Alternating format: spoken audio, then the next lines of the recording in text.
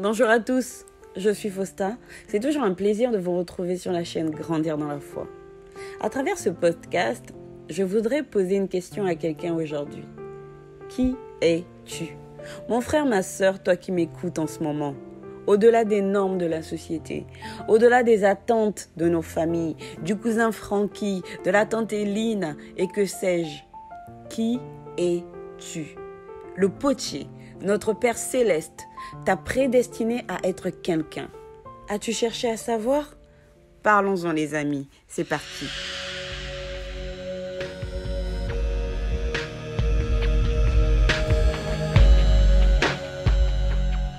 Mes chers amis, aujourd'hui je voudrais dire à quelqu'un, tu es inquiet, tu es découragé parce que tu ne sais pas qui tu es. Je voudrais dire à quelqu'un, tu es stressé parce que tu crois que Dieu bosse pour toi. Tu ne sais pas que c'est toi qui lui appartiens. Je voudrais dire à quelqu'un, tu es triste parce que tu te définis à travers le monde et ses normes et non à travers les cieux. Nous suivons une quête mondaine et non céleste. La Bible nous dit dans Jean 15, verset 19, « Si vous étiez du monde, le monde aimerait ce qui est à lui. Mais parce que vous n'êtes pas du monde et que je vous ai choisi du milieu du monde, à cause de cela, le monde vous hait. » Autrement dit les amis, nous sommes dans le monde, mais nous ne sommes pas du monde. Nous sommes du ciel et il est bon d'en prendre conscience afin de chercher à œuvrer pour le ciel. Dans notre comportement de tous les jours, bien sûr, mais aussi à travers ce que nous sommes vraiment. Pas ce qu'il serait bon que tu sois, mais ce que tu es. Dieu ne s'est pas trompé en te créant, mon ami. Tu es unique et tu es appelé de lui. Quel est ton appel? Quel est mon appel? Amen. J'entends souvent les parents parler avec fierté de leurs enfants qui réussissent. Tu sais, mon fils est médecin, pharmacien, ingénieur. C'est très bien tout ça. Mais j'entends rarement les parents ou les gens dire avec fierté « Je suis oracle du Seigneur, je suis prédicateur, je suis sentinelle du royaume des cieux, je me tiens à mon poste. » Amen. Le monde nous pousse à nous définir avec ses normes, à nous concentrer uniquement sur les choses du monde. Je veux laisser mon nom, je veux atteindre tel objectif à 35 ans. Dès que j'aurai le travail, dès que j'aurai le mariage, les enfants, dès que, quand je serai à ce niveau-là, ça ira. C'est comme une course selon des critères qui ne nous rempliront jamais assez de l'intérieur. Tout cela est bien, c'est utile, mais ce n'est pas l'essentiel. Amen. Matthieu 6, verset 33 nous dit « Cherchez premièrement le royaume et la justice de Dieu, et toutes ces choses vous seront données par-dessus. » Amen, les amis. Reprenons les choses du début. Dieu le Père est celui qui pourvoit. Éphésiens 1, les versets 3 à 4 nous permet de lire « Béni soit Dieu, le Père de notre Seigneur Jésus-Christ, qui nous a bénis de toutes sortes de bénédictions spirituelles dans les lieux célestes en Christ. En lui, Dieu nous a élus avant la fondation du monde pour que nous soyons saints et irrépréhensibles devant lui. Amen. Dieu, le Père, nous a bénis de toutes sortes de bénédictions spirituelles en Christ dans les lieux célestes avant la fondation du monde, avant le temps, car Dieu est éternel et qu'avant le temps, il y a Dieu. Après le temps, il y a Dieu. Il est. C'est pour ça qu'il se définit comme étant « je suis ». Dieu m'a béni, Dieu t'a béni mon frère, ma sœur. Il t'a prédestiné avant le temps. Alors, qui es-tu? Amen. C'est important les amis. D'ailleurs, je vous invite à relire ce verset en parlant de vous-même. C'est-à-dire, béni soit Dieu, le Père de mon Seigneur Jésus-Christ, qui m'a béni de toutes sortes de bénédictions spirituelles dans les lieux célestes en Christ. En lui, Dieu m'a élu avant la fondation du monde pour que je sois saint et irrépréhensible devant lui. Amen. Dieu Fils, Jésus-Christ, est le Rédempteur. C'est celui par qui nous sommes sauvés. Jean 3,16 nous dit, car Dieu a tant aimé le monde qu'il a donné son Fils unique afin que quiconque croit en lui ne périsse point, mais ait la vie éternelle. Amen. C'est par Jésus-Christ, par la foi, par la grâce de Dieu, que nous sommes ainsi sauvés. Et par lui, nous recevons le Saint-Esprit, qui est gage de notre héritage. Amen. Nous prenons Éphésiens 1, les versets 13 à 14, une partie du verset 13 et le verset 14, et nous pouvons lire « Vous avez été scellés du Saint-Esprit qui avait été promis, lequel est un gage de notre héritage, pour la rédemption de ceux que Dieu s'est acquis à la louange de sa gloire. » Amen. Dieu, Esprit Saint, troisième personne de la Trinité sainte, l'Esprit du Père, l'Esprit du Fils, est ainsi le Dieu actif dans ce monde. Celui que nous avons reçu en nous, gage de notre héritage, qui intercède lui-même en nous, qui attend inlassablement que nous collaborions avec lui, afin que nous puissions profiter pleinement de tout ce que le Père a déjà pourvu. Amen. Le plan du Père ne se mettra à exécution que si nous collaborons avec le Saint-Esprit. C'est à nous de lui demander la stratégie de notre vie, la stratégie de la journée, la stratégie du mois et non l'inverse. Ce n'est pas à nous d'aller dans la prière, de lui donner nos stratégies et de lui demander de s'exécuter. Non, non, non. Amen. Le potier a un plan pour toi. Le potier t'a créé avec une fonction.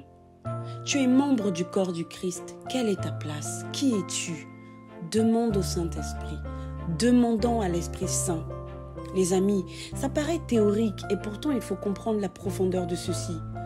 On ne s'attend pas à avoir une chienne accoucher un rat. C'est un chiot qui en sort. Un enfant né avec la même nature que ses parents. Comprenons les amis que par le baptême et notre foi en Christ, nous sommes nés de nouveau. Nous devenons enfants de qui? Enfants de Dieu. Donc, nous avons dorénavant la même nature que Dieu. Cela nous permet de devenir ainsi co-héritiers du Christ. Il nous établit. Nous avons ainsi chacun un ministère avec donc un budget, les responsabilités associées, ainsi que l'autorité qui en découle. Amen. Souvent nous prions pour des choses pour lesquelles nous sommes déjà établis. Parce que nous ne savons pas qui nous sommes en Christ. Qui es-tu, mon frère, ma sœur? Le Seigneur nous dit, ayez foi en Dieu, car lui-même prendra soin de vous. Quand vous priez, ayez foi et vous le verrez s'accomplir dans peu de temps. Quand le fils de monsieur le maire a besoin d'une place en crèche, il n'est pas inquiet que ça prenne un peu de temps ou pas. Il n'est pas inquiet, il sait qui il est et il sait qui est son père. C'est de ça dont on parle, les amis. Amen. La Bible nous dit, ayons foi en Dieu. Quand nous demandons quelque chose dans la prière et que nous ne doutons pas, nous pouvons être assurés que cela nous est acquis. Cependant, il nous faut au-delà de tout ça, chercher la volonté de notre Père. Il nous faut par-dessus tout chercher ce que lui a prévu. Père, voici mes pensées, voici mes projets, mais je ne veux pas compter sur ma propre sagesse. Toi, donne-moi la direction. Non pas que je refuse de prendre mes responsabilités, je les prendrai. Mais je veux être docile à ta direction, afin de devenir ce que je suis vraiment. Car dans ce que je suis vraiment, je rentrerai dans le ministère qui est le mien. Je te servirai.